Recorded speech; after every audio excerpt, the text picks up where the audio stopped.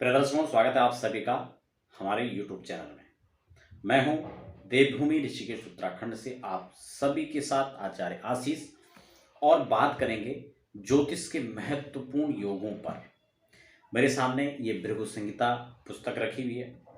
भृगु संहिता के आधार पर मैं आपको बताऊंगा जितने भी जातक हैं उनकी कुंडली में सूर्य, चंद्र, मंगल, बुध, बृहस्पति, शुक्र, शनि, राहु और केतु कहाँ कहाँ बैठे हैं और उनका फल क्या रहेगा।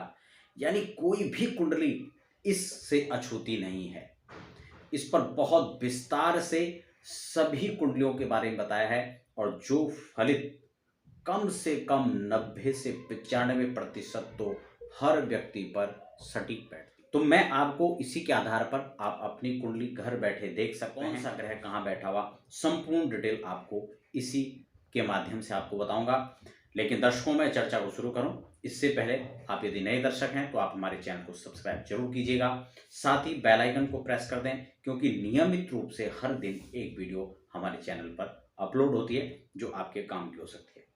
तो ये क्रमशः सूर्य, चंद्र, मंगल, बुध और सभी ग्रहों को हम यहाँ पर डिटेल बताएंगे। आप स्वयं देखिए कि आपका कौन सा लग्न है। तो सूर्य अगर इस भाव में बैठे तो क्या फल होगा, चंद्र इस भाव में बैठे तो क्या फल होगा। ऐसी टोटल आप 9 ग्रहों का फलादेश घर बैठे समझ सकते हैं। इसके अलावा हमारे चैनल पर खासकर ज्योतिष के विभिन्न योगों की चर्चा आप प्लेलिस्ट में देख सकते हैं।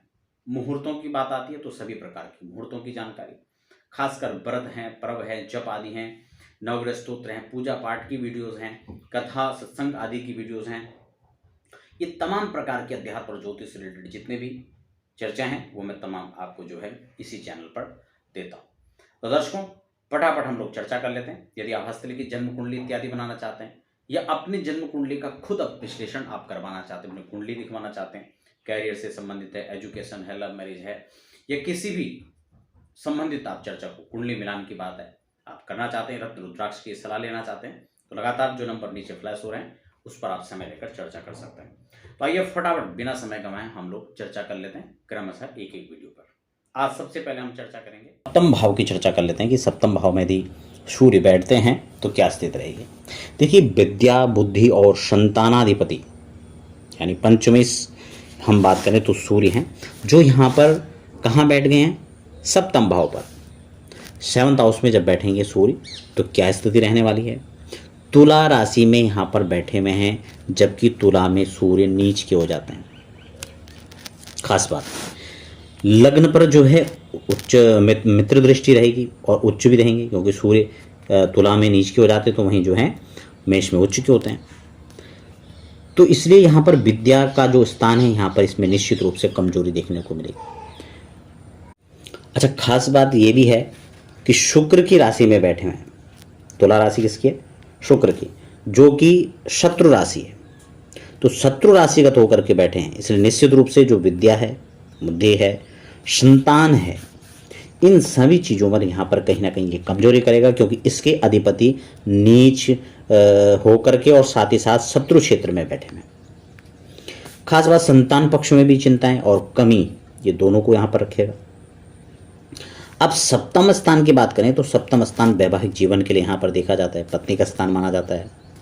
तो अगर हम दाम्पत्य जीवन की हम बात करें तो यहाँ पर नीच के सूर्य और साथ साथ में शत्रु क्षेत्र यानी शत्रु स्थान पर बैठे हुए, तो ये स्त्री के सुख और सुख का स्थान यहाँ पर जो है ये परेशानियाँ उत्पन्न कर सकता है। इसमें कुछ ऐसी परिस्थितियाँ रह सकती है जो इसके सुख में अभाव या कमी जो है आपको दिलाएगा।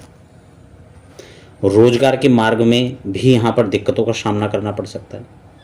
यह दिमागी परिश्रम से कार्य संपादन करेगा, यानी परिश्रम आपको जो है दिमागी तौर पर काफ़ी करना पड़ेगा। अगर उच्च दृष्टि, 7वीं दृष्टि की हम बात करें तो ये लग्न पर पड़ रही है, लेकिन इससे पहले हम 10वीं दृष्टि पर, द्विपाद दृष्टि से हम बात करेंगे।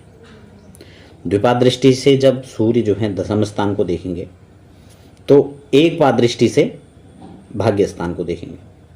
तो भाग्य स्थान पर जब एक पाद दृष्टि यहाँ पर पड़ेगी तो ये भाग्य को थोड़ा सा यहाँ पर बल प्रदान करेगा, और वैसे भी मित्र क्षेत्र का है इसलिए वो थोड़ा सा यहाँ पर शुभता की दृष्टि से देखा जाए अच्छा है, भाग्य में यहाँ पर वृद्धि करेगा। द्विपाद दृष्टि से जहाँ वो दसम भाव के देखेंगे तो ये शत्रु क्षेत्री यानी शनि का घर है, और शत्रु दृष्टि से देखेंगे तो यहाँ पर राज्य के राज कार्य में जो है कुछ बाधाएं उत्पन्न कर सकता है।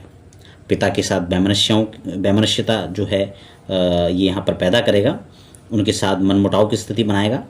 और जब बात सप्तम दृष्टि की आएगी तो वो मित्र दृष्टि और उच्च की दृष्टि से मंगल के घर को देखेंगे तो यहाँ पर निश्चित रूप से स्वास्थ्य के लिए, शरीर के लिए ये यहाँ पर अच्छा रहेगा।